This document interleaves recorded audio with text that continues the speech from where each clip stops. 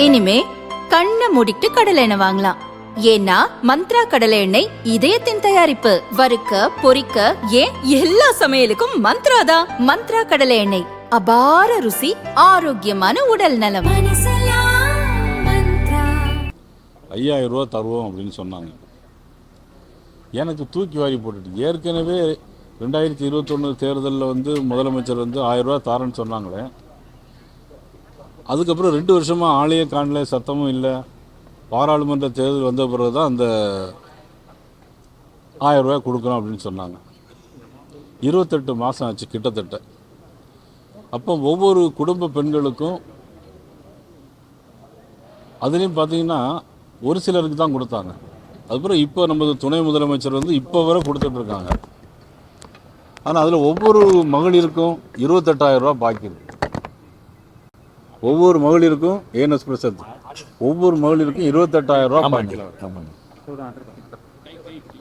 அதுக்கப்புறம் பார்த்தீங்கன்னா அதை கொடுக்க ஆரம்பித்தாங்க. அதை கொடுக்க ஆரம்பிச்சுக்கிட்டு இப்போ பார்த்தீங்கன்னா திடீர்னு 5000 ரூபான்னு அறிவிச்சிருக்கிறாங்க. எப்போ தேசிய ஜனநாயக கூட்டணியுடைய தமிழ்நாடு தலைவராக இருக்கக்கூடிய மதிப்புக்குரிய இபிஎஸ் அவர்கள் நாங்கள் வெற்றி பெற்றால் 2000 ரூபா தருவோம் அப்படின்னு சொன்னதுக்கு பிறகு இவங்க இப்போ அடுத்த ஆண்டு 2000 ரூபா தருவோம் அப்படின்னு சொன்னாங்க.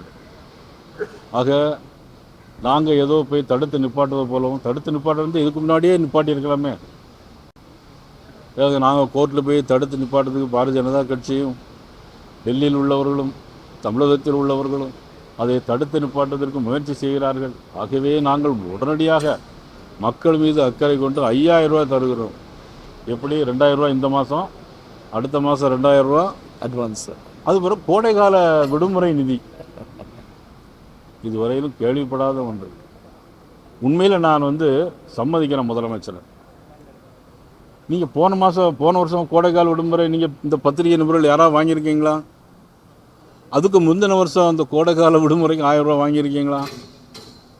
எங்கேயும் வாங்கலை, எங்கேயும் கொடுக்கல. ஆனால் இந்த தடவை மட்டும் ஏன் 1000 ரூபா கொடுக்குறீங்க, 2000 சொல்லி 5000 ரூபா கொடுக்குறீங்க அப்படின்னா தேர்தலுக்கான அச்சாரம். இதெல்லாம் தேர்தலுக்கான ஒரு அச்சாரம். ஆனால் யாரும் மக்களின்மை ஏமாற தயாராக இல்லை. ஆகவே இவர் கோடை காலத்திற்கு 1000 ரூபாய் விடுமுறை கொடுத்திருக்கிறார்கள். தமிழக மக்கள் 2026 தேர்தலில் இவர்களுக்கு விடுமுறை ஒட்டுமொத்தமாக கொடுப்பார்கள் என்று நான் சொல்லிக் கொள்கிறேன்.